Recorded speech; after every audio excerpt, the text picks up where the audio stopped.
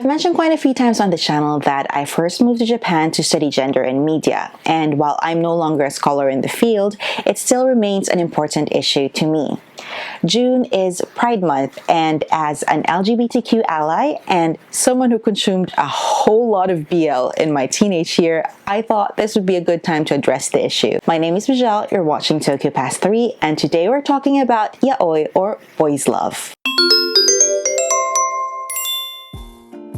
Okay, so before we dive deeper into the issue, I'm sure there's a part of my audience that's like, what is she on about?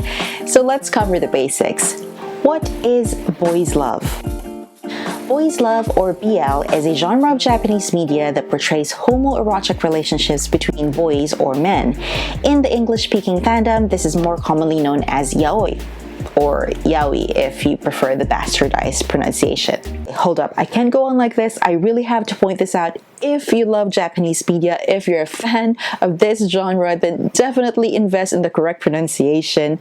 O and E together do not make the sound we, so the only pronunciation is just yaoi. Okay, let's get that out there. And while we're on the subject, yaoi is a term that was coined in the 80s, and while it still persists today, mostly in its numerical form, which is 801, I think it's mostly used in internet forums, not so much as the industry term. BL is more commonly used, which is why I'll be using that word for the rest of this video. Now, since the subject matter is boys, more often than not bonking, you might be led to think that this type of content is made for and by the LGBT community, but it's not, and here is where the inherent problem lies.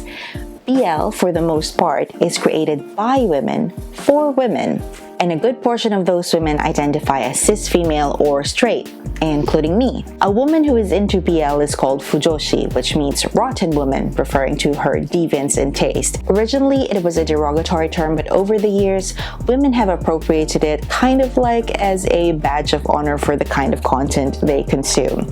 Which leads us to the next question. Why do women produce and consume boys love? Gender in Japan scholar Mark McClellan says that whenever we dive into this topic, our tendency is to pathologize women, to make it seem like their interest in boys love is some type of mental illness. But if you examine closely, it's just really a byproduct of female repression. Much of boys love is fantasy, just as romance novels idealizes the chase and the insatiable desire between a heterosexual couple. Boys love is an idealized representation of romance, a love so pure that it defies gender constructs. But why two men? Because being a woman comes with social expectations and biological consequences that sometimes even fiction can't rid women of. By imagining and allowing herself to identify as the opposite sex, women are able to possess the perceived freedom that men have.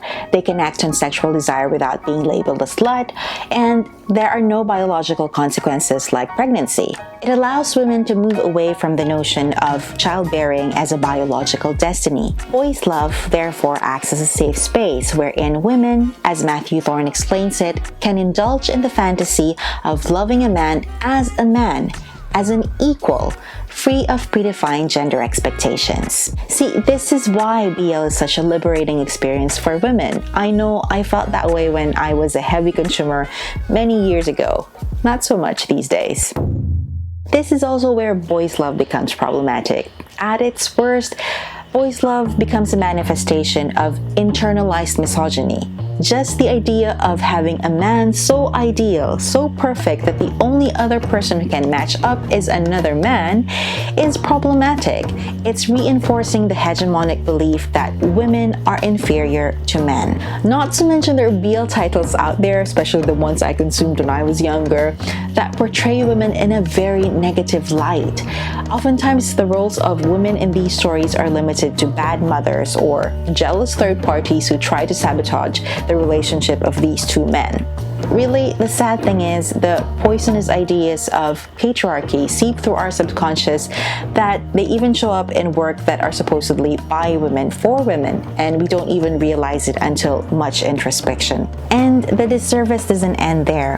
While boys love depicts homoerotic stories, it does little to truthfully portray the actual lives of gay people. Its main purpose is to provide space for female fantasies. It does not shed light on the actual LGBTQ community. In fact, a common trope of this genre is having characters who don't even identify as gay. They just happen to fall in love with a person of the same sex, as if it were a nobler experience.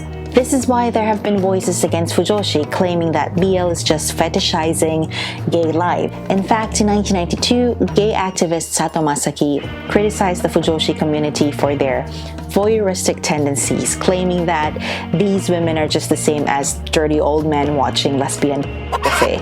From his point of view, these women are just getting off on gay media and are doing very little to advance or invest in gay rights. And this is not just limited to Japan. We see the same sentiment in other countries like Korea, where Japanese boys' love has been present since the 1990s. In the April 1998 issue of the gay magazine Buddy, boys' love was condemned for distorting the reality of homosexuals.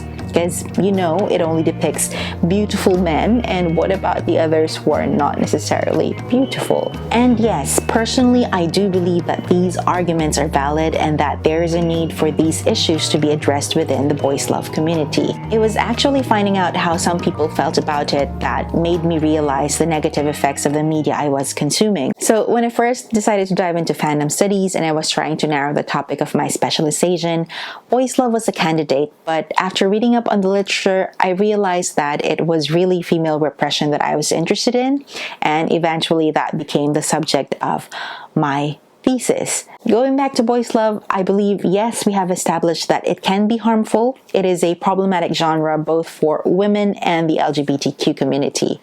But is that all it does? Can we not pull something positive from it? Here's my stance. Personally, I believe that BL has a lot of potential. It can be a positive force, especially if we use it as a stepping stone in advancing gender equality. In my own experience, it was through boys' love that I was able to navigate how I struggle with patriarchy and internalized misogyny. Not only that, it gave me a framework outside my heavy Catholic upbringing in which I was able to understand gender identities and also helped me to empathize with the LGBTQ community.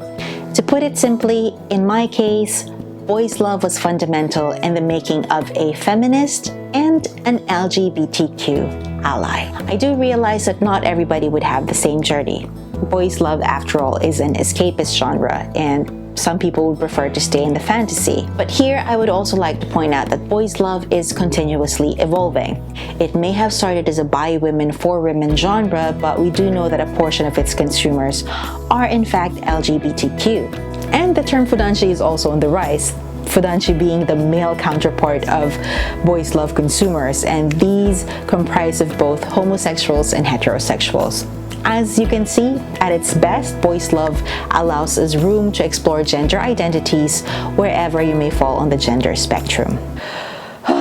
Finally, I've reached the end. This was such a hard video to record because everything was such a tongue twister, and I've not used this academic language for such a long time. But I really hope you picked something of value while watching this video.